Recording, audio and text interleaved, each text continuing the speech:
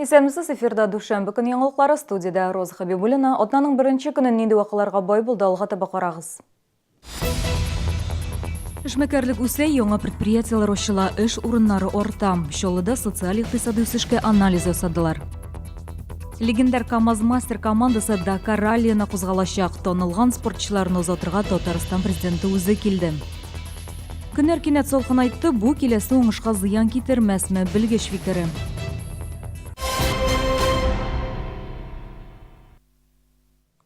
Чаллыда икътисади үсеш күзәтелә. Производство темплары Татарстан һәм Россиядәге гомум күрсәткечләрдән югарырак. Бу хакта җитәкчеләрнең эшлекле Душанбе киңәшмәсендә башкарма комитет җитәкчесе орынбасары Наталья Кропотова хәбәр итте. Шәһәрдәге икътисади һәм социаль үсешкә сәнәгать производствосы зур йогынты ясый. Әлеге тармак 65%-ны алып тора, шулай ук төзелеш индустриясендә, азык-төлек тармагында да үсеш күзәтелә. За отчетный период объем отгруженных товаров составил 241 миллиард рублей с индексом промышленного производства 107,6%. Для сравнения, в Республике Татарстан 101,9%, в Российской Федерации 103,3%. Шулай ук Чаллыда эшмәкәрлек тармагында да уңай динамика күзәтелә. Хакимияттә хәбәр итүләренчә, агымдагы елда предприятиялар саны 4,4%-ка арткан. Салым түләүләренең 3/1 шушы тармакка туры килә.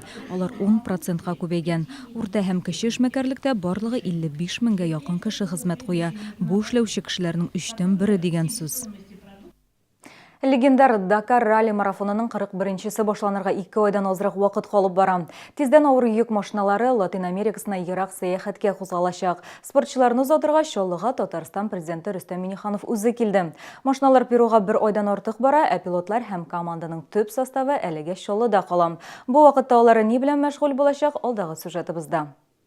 Дакарда катнашырга тиешле 4 машинада соңгы елда техник яктан нык үзгәргән. Беренче булып яңартылган кырычатны Андрей Каргинов сынап карады. Ул быел бу машина белән Ефәк юл раллиенда 2 тапкыр җиңү яулаган иде. Безусловно, автомобиль у нас перспективный, очень хороший, очень быстрый. И я думаю, что есть еще над чем работать и дорабатывать. И я думаю, что у него большая перспектива, большое будущее. Андрей Каргиновтан кала Ефәк юлда Айрат Мәрдиев һәм Эдуард Николаевның да яңа машиналары сынау узды. И очень хорошая была такая для нас тренировка и финальное тестирование этих машин. Все необходимые там корректировки в настройках, в системе охлаждения были сделаны. Ну и надеемся, что все это отработает без сбоев. 24 ноябрьдә Гавр француз фортында КамАЗларны паромга төяргә тиешләр. Аннары алар 23 көн буе Латин Америкасына барачаклар. Экипаж бу вакытта Мароккога китә һәм кымда тренировка уза. Чөнки Дакар узышларының күп өлеше чүлдә барачак. Команданы Дакарга журналистлар белгән бергә Рөстәм Миңнеханов та озатты. Президент тренировка полигонында 2 яңа автомобильдә йөреп тә карады һәм канәгать калды. Другие ощущения уже по сравнению с прошлым годом. Особенно вот этот. И тот, конечно, очень хороший, но этот автомобиль с автоматной коробкой, с новой подвеской, он позволяет ехать. Ну, я сначала на той проехал, но я чувствую, сразу километров 10 я добавил. Традиция буенча президент команданың һәрбер кешесенә кул биреп чыкты, уңышлар теләде. Дакар 6 январь көнне Перу башкаласы Лима шәһәрендә башлана. Я вам говорю, хәерле юл булсын, добрый путь, и будем бороться за победу. Рим Әхмәтова, Константин Величко, Сергей Вильданов. Яңалыклар. Канализация коесы ачык хәлдә, теләсә кайсы вакытта фаҗига булуы бар. Безнең редакциянең кайнар элемтә телефонына шәһәрдә шундый зор белән шалтыратты. Әлеге кое автозавод проспекты тукталышыннан ерак түгел. Урынга безнең иҗат төркеме чыкты. Ачык канализация коесы 47-47 йорты янында. Автозавод проспектыннан ерак түгел. Урын бернинди киртәләр белән дә әйләндереп алынмаган. Кисәтү билгеләре дә юк. Караңгыда кое ачык икәнне күрми калуда бик мөмкин. Люк ачык тора, жартысы, анда, конечно, куркыныч. Бер балашага чүтә, хотя бы чүтә. Зур кешеләргә дә абынып чыгарырга була. Ябырга кирәк. Начар служба кая карый. Күп случай булды бит инде булай. Җыгылып төшеп. Торак эксплуатация участогында белдерүләренчә, ачык кыюларга кагылышлы заявкалар сирәк була. Анда очракта коммуналчылар урынга чыга, аннары информацияны белгечләргә юллый. Челны водоканал туда подходил, они сразу сообщили, что это колодец связистов, то есть там внутри кабеля. Когда он был закрытый, ну там, получается, бетонной плитой полетает и треснуло. Она прям внутри лежит. На данный момент ему это ограждение там сделали и закрыли его. Дальше уже служба пускай разбирает связистов, чей это именно колодец. Кuyunu ул нинди уйышмага карый шулар ябарга тиеш. Проблема кайчан хал ителер билгесез. Эсенханова, Елена Камалова, Сергей Вильданов, Яңалыклар. Тынычлык проспектында урнашкан Евросвет бинасы енеден эшли башлады. Оның хуҗалары шәһәр суды карарын кире каратуга иреште.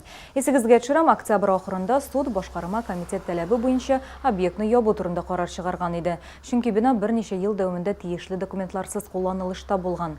Башкарма комитетта белдерүләренчә, судка Евросвет вәкилләре килмәү сәбәпле ул чакта карар алардан башка чыгарылган булган. Хәзер хуҗалар кабат судка мөрәҗәгать иткән. Шул сәбәпле бинаны ачканнар. Биредә 18 төрле оешма бинаны эксплуатацияләү турында тиешле документлар әле дә юк. Башкарма комитетта янәдән суд булачагын белдерделәр. Әлегә аның көне билгеле түгел.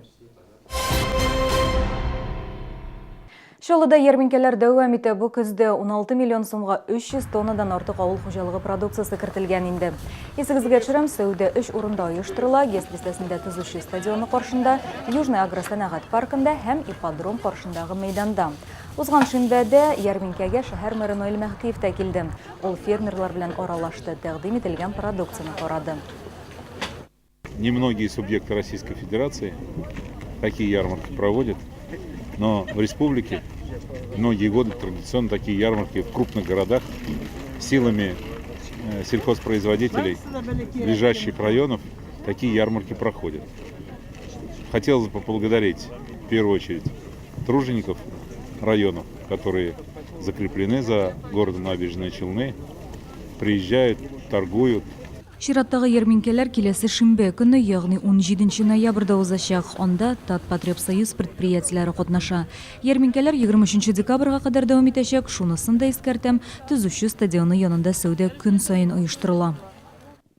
Көннәр кинәт салкын айткач, күпләр уҗымнарга салкын тимәсме икән дип борчылу белдерәм. Кар булмагач көзге культураларга куркыныч яныймы? Без бүген әлеге сорау белән Тукай районының авыл хуҗалыгы идарәсенә мөрәҗәгать иттек. Районда уҗымнар 13 мең гектар мәйданны били. Сентябрь-октябрь айларында һава торышы яхшы булгач, көзге будай арыш үсентеләре ныгып өлгерде. Һәм берничә көнлек салкыннар аларга куркыныч түгел дип белгечләр.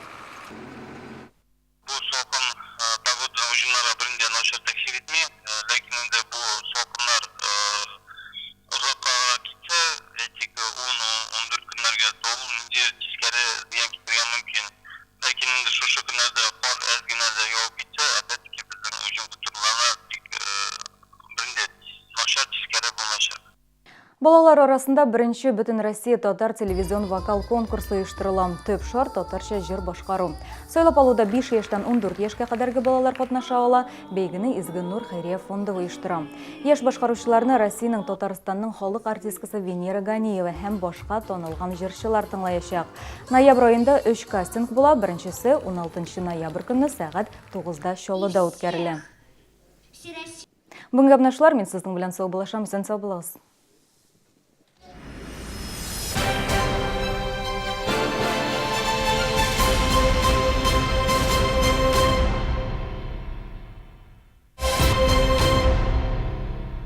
Как правильно выбрать шубу? Хочется красиво, тепло и не очень дорого. Грандиозная распродажа на шубном базаре из Пятигорска. Роскошные норки, мутон от 15 тысяч рублей, каракуль. Новое поступление дубленок. Приходите. Большое разнообразие фасонов приятно удивят вас. Только с 13 по 18 ноября. Стоит поторопиться. Шубный базар, Новый город, ДК КамАЗ. В корпорации «Центр» цены сенсация! На бытовую электронику и мебель. Большой телевизор за 7 999, а удобный диван всего за 7 777. Только 17 и 18 ноября. Покупки доставим бесплатно. Торговые центры «Алтынай» на Сармановском тракте и Европа-центр на проспекте Мира. Центр занятости населения города Набережные Челны и филиал по Тукаевскому району проводит ярмарку вакансий. 15 ноября 2018 года в ДК КамАЗа. Начало в 10 часов.